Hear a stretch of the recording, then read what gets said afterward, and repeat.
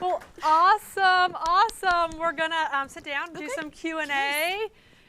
How was that? How was it giving a talk? Oh my gosh, I felt a little rusty. I haven't spoken publicly in person, obviously, in a while, but that was great. Thank you all so much for having me and being such great listeners. Well, I thought it was awesome. I have so many notes that I wrote down from your talk, so I'm excited to dig in. Awesome. Because you talked about dream, self-care, and being the main character. Yes. And so our theme is about matriarchy this month and about women. I thought those were also very important to women who can sometimes self-doubt themselves or not put their dreams in front of themselves, or maybe they're more of a caregiver instead of the main character. So I appreciate all of those resonated with me. I'm sure those resonated with you whether you were male or female. I hope so. So I appreciated that talk. All right, so questions coming in. One of the things that you talked about was making room for creativity. And I thought that was really interesting. Maybe whatever you're doing in work isn't filling your cup up, so you have to find room for creativity.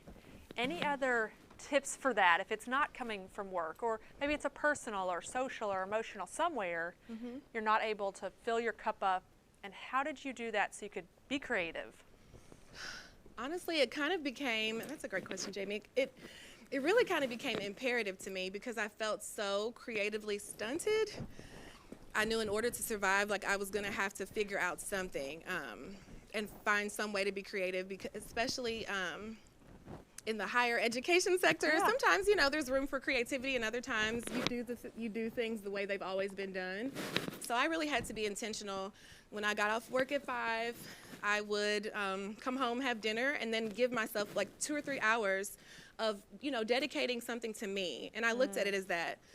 Yes, I'm being creative. Yes, I'm, you know, creating content and being consistent. But I think it was really more of a need.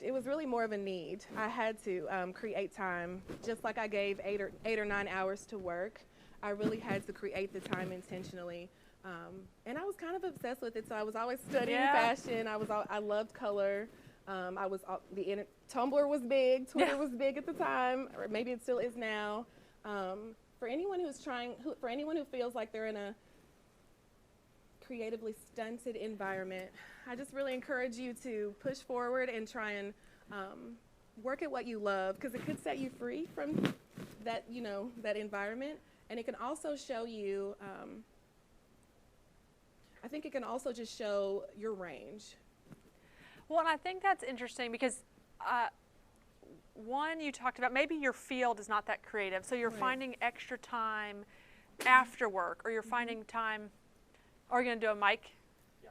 Oh, thank you. No worries. Thank you. Yeah. Okay. See, that's why we have the amazing Studio 46. They're always helping us, making sure we're working virtually. Yes. Thank you so much to our team for making sure we want to make sure everyone can hear you. Yes.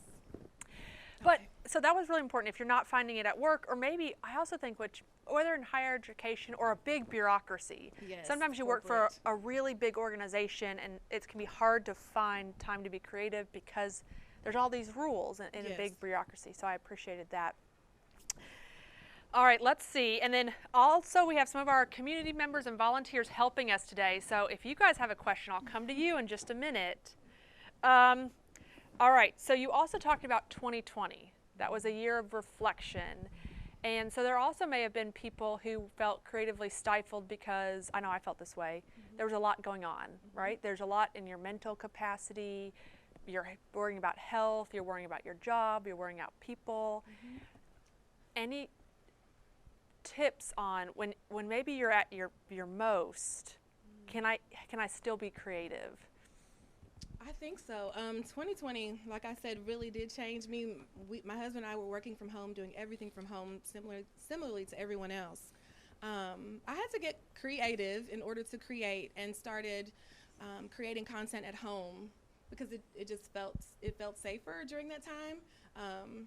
We got creative with decorating our house to create content. Yeah, we did. We really did. We painted, did some wallpaper. Everyone was changing their houses and upgrading because we were at home more. So that was really helpful for me. But I think that helped stretch my imagination. I had to learn things about lighting and setting up backdrops and use time management, because when you're at home, it feels like you have a long time, but you can literally wake up and it's like 7 o'clock and you've done almost nothing. And so I had to get really creative at home, but it also showed me what I really loved and what was important to me. And in 2020, I think that's where a lot of us realized it's going to be harder to just kind of go back to the way things were. I don't know what the new normal is, but when my life changed so much and we've seen so much death and we experienced sickness last year, I really recognized that I had to, I just had to do it. Yeah. Does that help? Like, I don't even know. I had to. And sometimes if there's an idea in your mind or you have that passion, you just have to. And when I don't, it just feels heavy on me. I just had to while I was at home. So really making that time. And I think maybe people got to that point where it's like, I realize this is going to be critical to my self-care, to my mental health.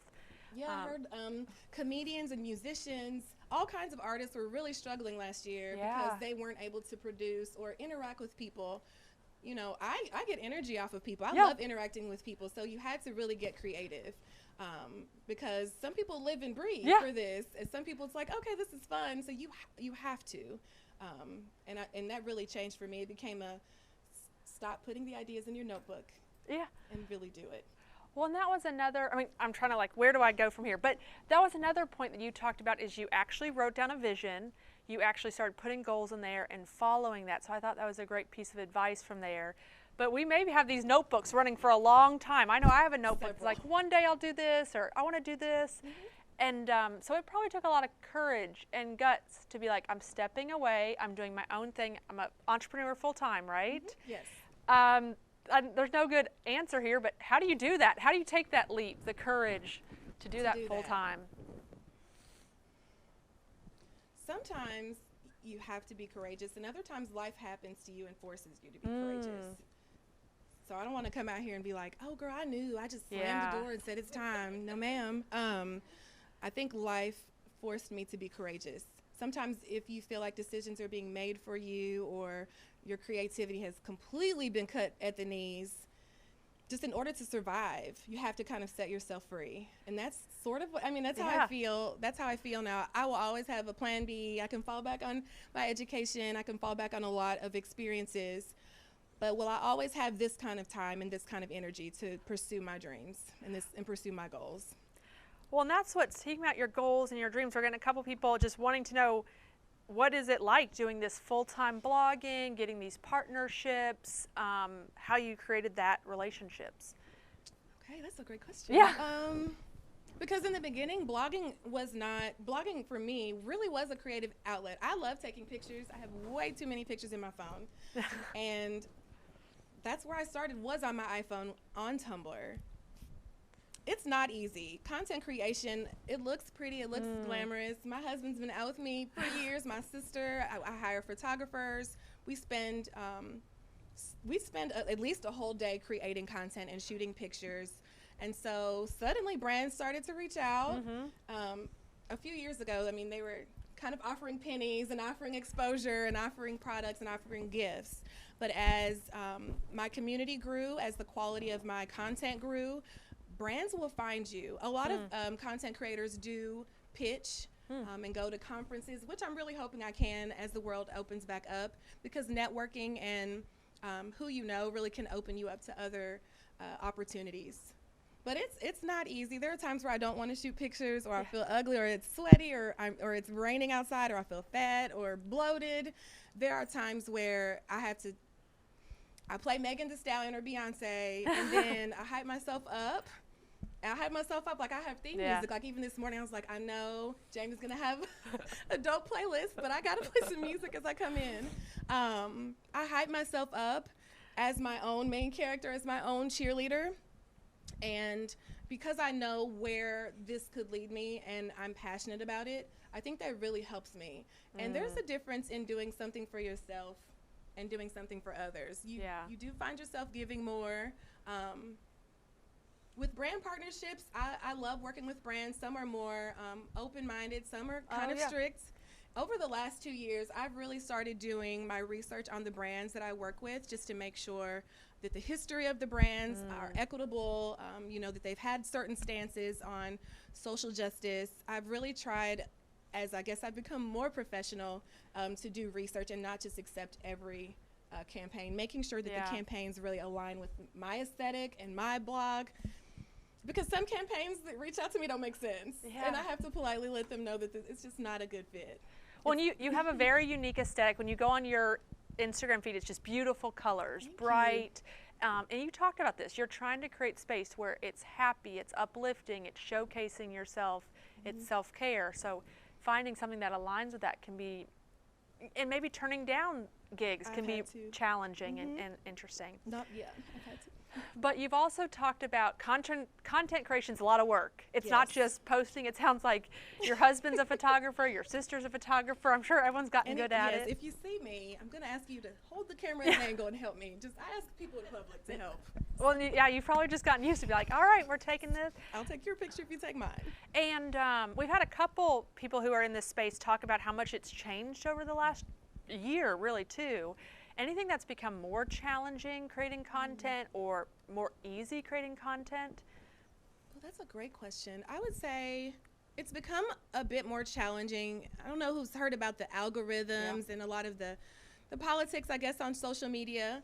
And you can easily fall into a trap of comparing yourself to others. If you see someone do something that goes viral, you're like, oh, maybe I want to do that. Or they work with a company, why didn't they reach out to me? And really recognizing that what is for me is for me. Because when I look at my counterparts or my peers and I'm like, okay, they're working with Steve Madden and Nike. Like, why won't they call me? Is it because I'm in Kentucky? Like, what's going on? I need to network. And I think just being able to turn down, I shouldn't say turn down, but being able to kind of be selective and just recognizing that all offers won't work. And, you know, if maybe something changes, we can work together in the future. What I've really started to do now is if a brand tries to reach out and it doesn't, and their, you know, their aesthetic or their values don't align, either I'll kind of offer some suggestions on things they can do when reaching out to content creators, because even the communication can be kind of strange. If you see an email that just says, hi, dear content creator, then I know at that time they didn't do their research. They don't know who I am. They haven't looked at my website. Just really trying to do the research to make sure that they properly align and not saying yes to anything that I wouldn't be proud of. So integrity is also important in choosing. Well, and I think you also said something there that's really important that I like to ask creatives. Do you feel, are there any barriers or challenges being located here in Lexington, or any opportunities being located here in Lexington? Because the mission of Creative Mornings, you know, is to elevate creatives to the globe. And so I think that's just an interesting question about what's unique or different or about being here in Kentucky. It is very unique, where I don't know, I won't necessarily say Lexington's a fashion capital. You're making it a fashion capital, yeah? Well, thank you. I won't necessarily say that. I do think, interestingly enough, a lot of my partnerships have come outside of the city of Lexington, outside of the state of Kentucky. And I'm really hoping that more opportunities come where I can partner with Kentucky brands. But there are times where certain campaigns are limited geographically. They'll send out a press kit, and it'll say only California, New York, Texas, Chicago, and Florida. And I'm just like, hey guys, we're right here. I can do, you know, I can do something too. So in a way, I think Kentucky is catching up. I think catching up in fashion, catching up in campaigns, and learning that influencers can really help your business, can really help build your brand. I think Kentucky's catching up, but we have a little ways to go. But I'm hoping that I can work with more local brands, just because, ironically, they've really been outside of Kentucky, the majority. Well, there you go. Anyone on here that's a local brand, we're going to remind everyone her Instagram here in a little bit. And there's probably a lot of these global brands have their target areas. You know, we want to hit the Chicago, New York, Atlanta. LA. You know, we want to hit where there's a lot of people. And so sometimes, you know, maybe they're looking for people with that. But like you said, you could probably do an amazing campaign that goes give me a chance. Live in Atlanta. All right, we got another question that came in on our Facebook Live. What has been the most surprising thing you've learned about yourself since becoming nationally sought after? The most surprising? Yeah. That's a great question.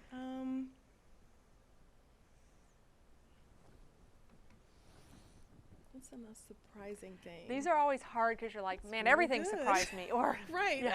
I didn't know. Yeah. One, I didn't know any of this was going to happen from starting a fun hobby where I could take pictures and build a wardrobe. I would say that is one of the most surprising things is how did y'all find me? Like I always wonder with the Cincinnati collaboration. Yeah. Like how did you all find me? And then recognizing that there are so many men and women doing the same thing in other places. And I was surprised at the kind of community that I've been welcomed into and the way I'm meeting new people. I have girls that are messaging me constantly, and we've never met. They're like, okay, what do you think I should wear with this? And they'll send me a DM, or my Monstera leaf is drooping, and they'll send me a DM. So I think building community, girls will tag me and be like, I knew, girls will tag me and say, like, Nike's having a sale. We don't want to get in trouble. Which blazer should we get? Like, the community. I feel known. I feel seen. I would say the most surprising thing is the community that I built. I did not expect that. And I think in some cities now, when I visit in the future, like, I'll have friends. I'll be able to say, like, let's go have lunch. We've been talking for years now, and I'm here. I'm in Texas, or the community. That will be awesome, right? And that's what, because you're doing a lot of this on social media, you're creating people outside of this networks and you're connecting. So that's exciting. Anything, we've got a couple of volunteers and community members. Anyone have a burning question from the audience? All right, Colette. I just have a comment. Your talk to me exemplified matriarchy at a young age. That those of us who are of a different generation are just getting to the point that you're at now. So congratulations. Thank you. Thank you so much. And for those, she may not have a mic, she talked about how those of an older age, maybe she has gotten further along, and hopefully I'm rephrasing this along, in their journey. So she appreciated your journey at a younger age, especially talking about this thing, matriarchy. And I really appreciated that comment, that having that confidence and having those goals and being willing to step out maybe wasn't the most welcome or known thing for people, younger women. So that's an important topic. All right, did I see Jonah? Oh, you're a hardball coming from your husband here. Okay, honey. My question is, what are you most looking forward to in the future? I am excited to grow my brand in addition to working with other brands. I'm excited for opportunities to do some personal styling, so it's not just pictures. Just more opportunities to come into women's homes and make them feel beautiful. I'm hoping for more traveling opportunities and speaking opportunities, even though it makes me nervous. Yeah. I'm looking forward to more opportunities to work with other creative, like-minded individuals and get better. I really want to get better at my craft. I really do. And I want to reach as many women. I'm like 97% women, 3% men. So please don't think the men are left. But that's my following is 97% women. So I'm really looking forward to finding other ways in addition to fashion to bring beauty into people's homes, into their lives. Lots to look forward to. Hopefully this is the first of many speaking gigs. We're going to see you at lots of conferences and national events. So I'm excited to have a local Lexington. I'll watch you. Thank you. Another question's coming on from the Facebook Live.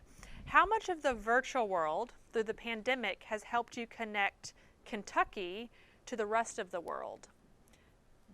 Does your brand represent Kentucky? I guess is another question. Yes, I think so. I get questions on my posts on Instagram like, where is this? This can't be Lexington. And I'm like, yes, it is. Please come down here. I'll show you. We've got murals. We've got wonderful restaurants. We've got things to do. So that kind of brings me pride when they're like, where was this? I didn't know this was in Lexington. Was there a second part? I think I did it. Was there a second part? Well, how has the virtual world helped you connect? Yes. So even just showing stories of new restaurants we try, especially when restaurants and businesses were closing left and right last year, showing like a meal, like y'all go try, y'all go check out Sav's, go check out Faux Saigon. Like there are a few restaurants that my husband and I go to really often. And so I would show restaurants, I'd show our experiences. Zoom I zoomed my life away. We're still zooming. There was some Zoom webinars that I attended.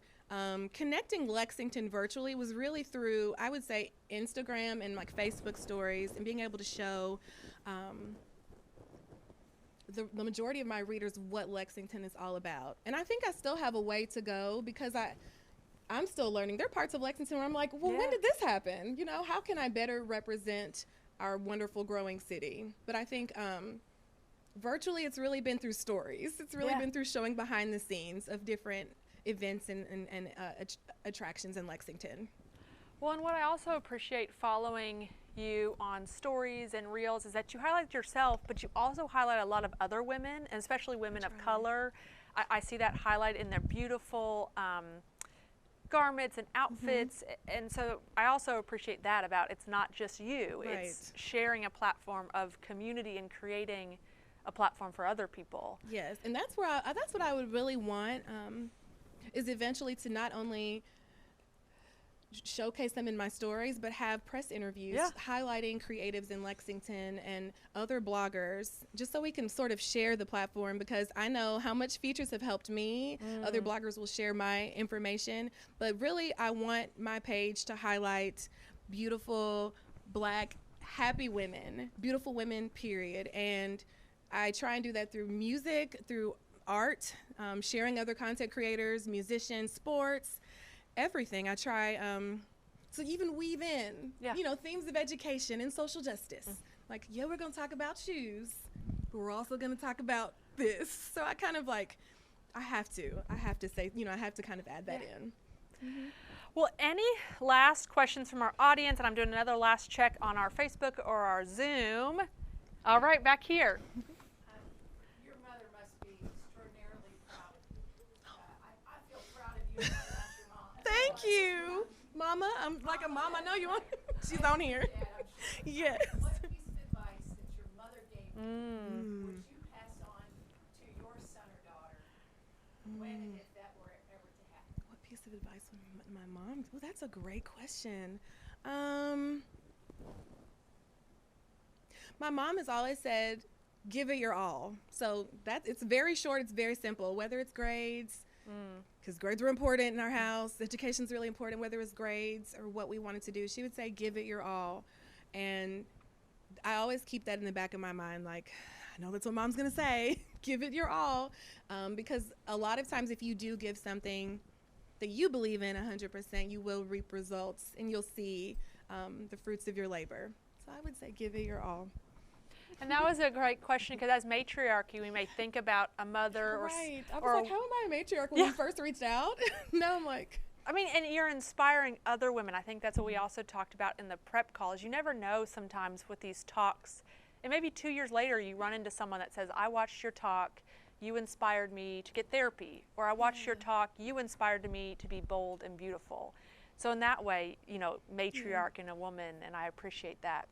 thank you. So the last thing, this is the last comment, last thought, the floor is yours. Anything else you want to say, you didn't get to say? Hey, I really wanted to mention X, the floor is yours. One, I want to thank you all so much just for joining me virtually, and those of you who are here. It has been such a wonderful morning. I just want to encourage you in your glow up to be confident. There are people who are less talented, less educated, have less experience, who will run past you and go after something that you want. So really try to build up your confidence. When you're confident, you don't allow yourself to be mistreated. When you're confident, there's certain things you won't settle for and take. And so I know we've been talking about the glow up. I really, I'm hoping for opportunities to work with all of you all locally and nationally as my brand grows. It's just really been wonderful being here and speaking with you all. I haven't fully processed this. It's just been wonderful. Well, and that's what I love about Creative Mornings, is that it's supposed to be this time you just come, it's this jolt of energy. You're like, man, this community is awesome, these people are awesome. Yes. And for creatives, I think we need some of that extra. Yes. I know, and we saw Celeste. The very first, we drove to Louisville, and we're like, we're going to go see what this crazy thing is. Yeah. And we left just on cloud 9, and that's what we're trying to create. And that's how you all started it here. We're trying to create that here and make that cloud 9, that creatives can get their connections, they can get inspiration. And we're doing this mostly virtual. And so for those who are like, who are you talking to? We've got just a small group here of volunteers and some community members. We're testing out a couple things before we go fully back to in person. And with that, I want to thank you guys all for being here.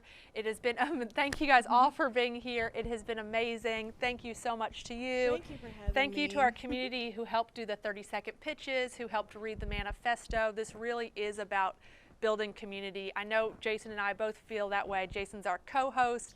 He does a lot of the work. If you guys don't know Jason, it's an awesome platform sharing this with you. With that, we like to end with everyone is creative and everyone is welcome. Thank you so much.